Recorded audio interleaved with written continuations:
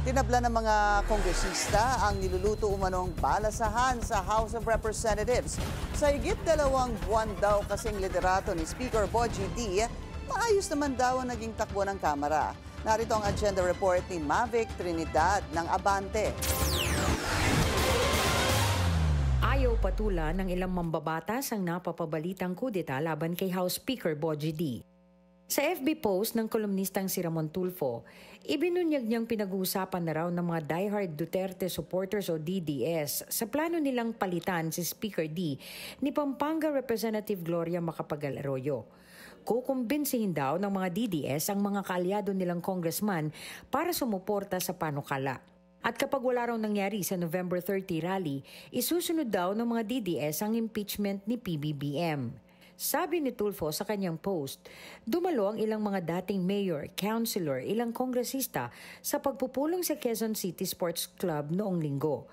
Pero para sa ilang kongresista, hindi napapanahon para ituon ng Kamara ang atensyon sa mga ganitong usapin. Sabi ni Mamamayang Liberal Party List Representative Laila de Lima, wrong timing ang ganitong usapin sa ngayon dahil mas maraming mahalagang isyu ang dapat pagtuunan ng liderato ni D. Kung siya ang tatanungin, sinabi ni de Lima na kung wala namang sapat na dahilan para palitan ang House Speakership, hindi na dapat ito bigyang pansin pa.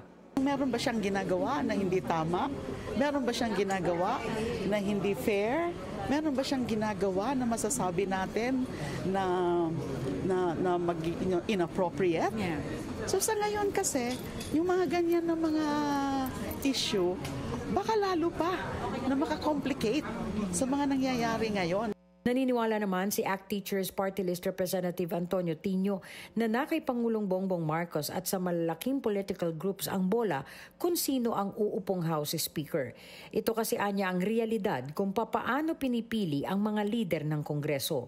Kung nag-aaway-away na sila, ganyan ang nangyayari ngayon dahil sa corruption, pwede ngang magkaroon ng mga pagbabago sa leadership.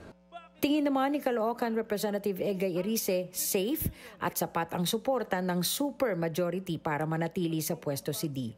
Sincero, simple at masipag ang tanging nasabi ni Tarlac Representative Mark Cuangco kay Speaker D. Sabi ni Cuangco, hindi daw mahinang leader si D. Isang manifesto of support mula sa Party List Coalition Foundation Incorporated o PCFI ang ipinagkaloob kay Speaker D. Sa manifesto, tinukoy ng PCFI na sa kabila ng kinakaharap na problema ng Kamara, na pagkakaisa ni D ang mga mambabatas kahit may kanya-kanyang agenda sa politika. Naniniwala ang 44 na miyembro ng PCFI na lumagda sa manifesto na mananatili si D sa kanyang focus sa transparency, mga pagbabago at sa mga makakabuluhang mga panukala para sa pakinabang ng taong bayan. Para sa agenda, Mavic Trinidad, Abante.